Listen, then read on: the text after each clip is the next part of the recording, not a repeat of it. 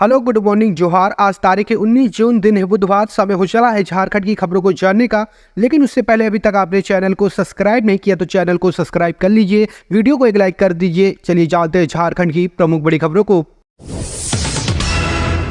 झारखंड में आदिवासियों के धर्म स्थल लुगुबुरु एवं मारगबुरु पर्यटन स्थल के रूप में होंगे विकसित। झारखंड की सीएम चंपा सोरेन ने आदिवासियों के धर्म स्थल लुगुबुरु एवं मारगबुरु रामगढ़ जिले के रजरप्पा में स्थित छिन्नमस्तिका मंदिर और रांची स्थित पहाड़ी मंदिर को पर्यटन केंद्र के रूप में विकसित करने की योजना तैयार करने का निर्देश दिया है। झारखंड मंत्रालय में मंगलवार को पर्यटन, कला, संस्कृति, खेलकूद एवं युवा कार्य विभाग के कामकाज की समीक्षा करते हुए उन्होंने कहा कि यह सुनिश्चित होना चाहिए कि जो भी पर्यटक झारखंड आए वे यहां से एक बेहतरीन अनुभव लेकर वापस जाए। सीएम ने कहा कि देश और दुनिया में पर्यटन के क्षेत्र में झारखंड की अलग पहचान बन सके, इसके लिए विभाग विकास योजनाओं का डीपीआर तैयार करे। ऐसी योजनाओं के लिए धन की कमी नहीं होने दी जाएगी। बोकारो जिले का लुगुबुरु और गिरिडीह जिले का मारगबुरु देश भर के आदिवासियों की आस्था का स्थल है। यहाँ आने वाले तीर्थयात्रियों को हर तरह की सुविधा उपलब्ध होनी चाहिए। उन्होंने रांची पहाड़ी मंदिर परिसर में रोपवे बनाने की योजना पर अफसरों से जानकारी मांगी और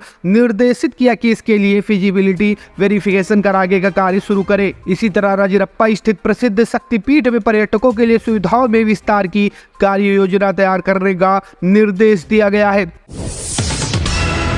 पर लटकी गिरफ्तारी की तलवार, कोर्ट ने अग्रिम जमानत याचिका की खारिज। रांची सिविल कोर्ट से झारखंडी भाषा खतियान संघर्ष समिति के अध्यक्ष जयराम महतो को राहत नहीं मिली है। अपर न्याय आयुक्त अमित शेखर की अदालत ने अग्रिम राहत देने से इनकार कर दिया।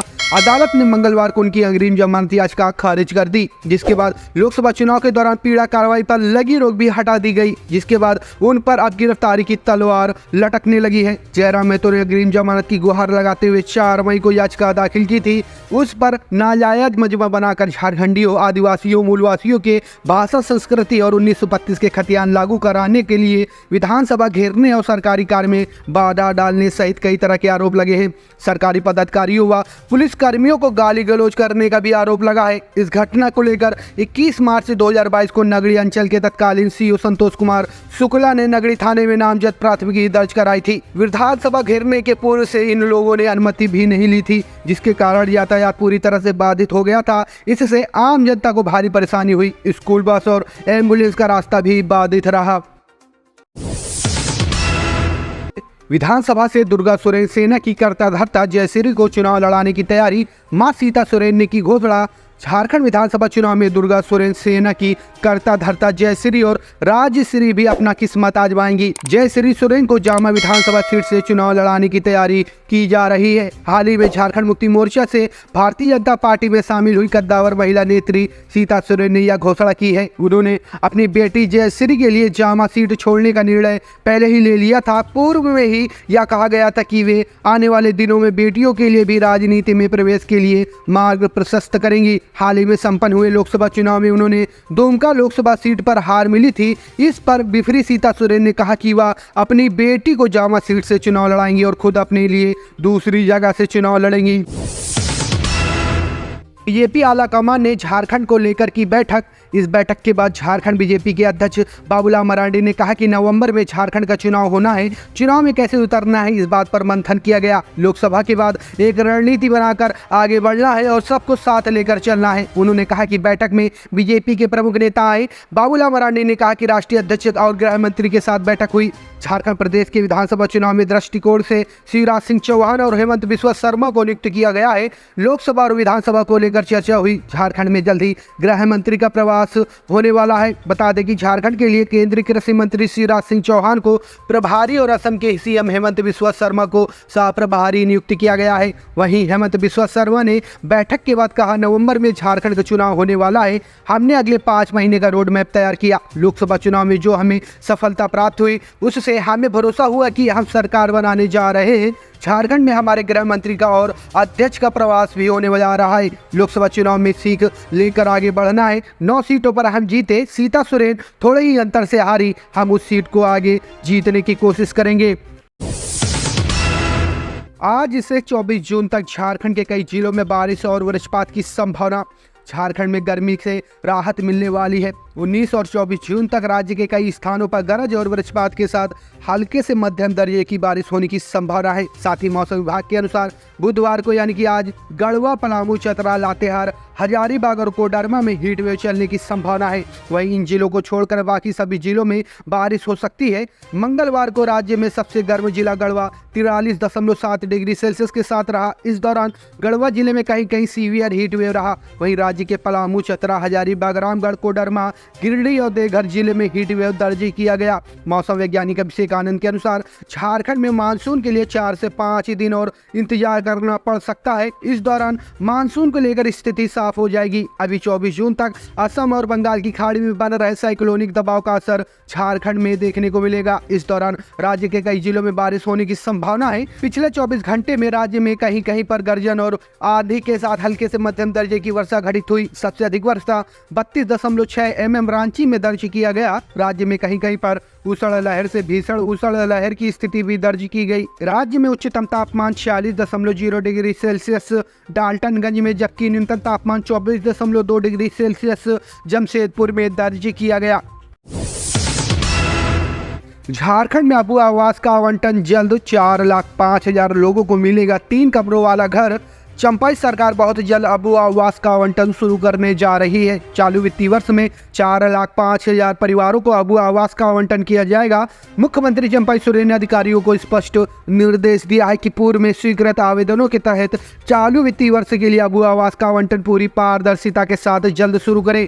उन्होंने राज्य सरकार के 3 कमरों के अबू आवास योजना के स्वच्छ भारत मिशन के शौचालय निर्माण योजना को जोड़ने का निर्देश भी दिया है। जो अबू आवास स्वीकृत हो चुके हैं वहां इस योजना के तहत शौचालय निर्माण की प्रक्रिया जल्द शुरू होगी।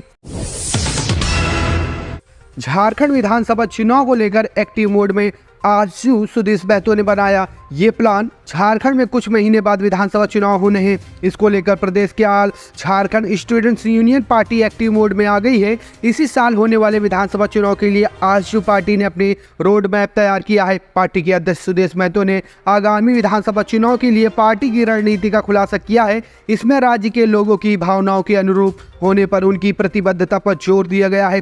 सुदेश महतो ने कहा कि पिछले 4 सालों से गठबंधन सरकार की गलत नीतियों की वजह से राज्य की जनता में असंतोष है। उन्होंने गठबंधन सरकार के खिलाफ समाज के सभी वर्गों की आवाज को बढ़ाने के लिए पार्टी के संकल्प की घोषणा की। आजू अध्यक्ष ने कहा कि गिरिडीह लोकसभा सीट के परिणाम को लेकर पार्टी की ओर से 18-20 जून को अलग अलग क्षेत्रों में आभार यात्रा निकाली जाएगी। 22 जून को पार्टी के लिहाज से महत्वपूर्ण दिन बताया गया है। इसके साथ ही कहा गया है कि 26 जून से जुलाई के अंत तक हर विधानसभा में ग्राम प्रभारी और जिला प्रभारी का शपथ ग्रहण होगा। साथ ही सुदेश महतो ने कहा कि उनकी पार्टी का एनडीए नेतृत्व में पूर्ण विश्वास है। पार्टी लोकसभा की तरह विधानसभा का चुनाव एनडीए के साथ लड़ेगी और राज्य की मौजूदा सरकार की विदाई सुनिश्चित करेगी। उन्होंने कहा कि राज्य की मौजूदा चंपाई सोरेन सरकार ने जनता से जितने भी वादे किए सारे झूठे साबित हुए। रोजगार और डेमोसाइल के लिए जिन वादों के साथ ये लोग सत्ता में आए थे उनमें से एक भी वादा पूरा नहीं किया। विधानसभा चुनाव में 55 सीटों पर उतारेगी प्रत्याशी जयराम महतो। झारखंडी भाषा खतियान संघर्ष समिति के प्रमुख जयराम महतो ने आगामी विधानसभा चुनाव में 55 सीटों पर चुनाव लड़ने की घोषणा की है। रांची के ऑक्सीजन पार्क में मंगलवार को यानी कि कल पत्रकारों को संबोधित करते हुए जयराम महतो ने कहा कि विधानसभा चुनाव में श्रवण उम्मीदवार भी उतारे जाएंगे, उसमें बुद्धिजीवी वर्ग के लोग शामिल होंगे। जयराम ने कहा कि लोकसभा चुनाव में कुल 8 सीटों पर हमने प्रत्याशी उतारा था। इन 8 लोकसभा सीटों के अंदर 46 विधानसभा क्षेत्र आते हैं। जाहिर तौर पर इन सभी 46 विधानसभा सीटों पर चुनाव लड़ेंगे। इसके अलावा जमशेदपुर, कुंटी और गोड्डा लोकसभा सीट के अंतर्गत आने वाले विधानसभा क्षेत्र से भी चुनाव लड़ेंगे। उन्होंने कहा कि कुल मिलाकर 55 सीटों पर चुनाव लड़ने की तैयारी है। उन्होंने कहा कि 15 से 25 दिन के अंदर पार्टी को सिंबल भी अलॉट करा दिया जाएगा, साथ ही पार्टी का रजिस्ट्रेशन भी हो जाएगा। जयराम महतो ने कहा कि कोई एक विशेष दल हमारी पार्टी के लिए चुनौती नहीं है, क्योंकि उन्होंने वहां से वोट लाया जहां से आजसू के अलावा बाकी पार्टियां थी। उन्होंने कहा कि कांग्रेस की पारंपरिक सीट बेरमो से उनको 13,53,000 वोट मिले। झारखंड मुक्ति मोर्चा की सीट टुंडी से 60,000 और डुमरी से 90,000 वोट मिले। साथ ही कहा कि किसी एक दल से हमारी लड़ाई नहीं है, हमारी लड़ाई विचारधारा की है। फिलहाल ये लोग जो पॉलिटिक्स कर रहे हैं उससे जनता कहीं ना कहीं कट रही है। हाँ, हमें समय लगेगा, लेकिन आने वाले दिनों में झारखंड की राजनीति में हम लोग बेहतर स्थिति में होंगे। हम लोगों के लिए पार्टी नहीं, मुद्दे मायने रखते हैं।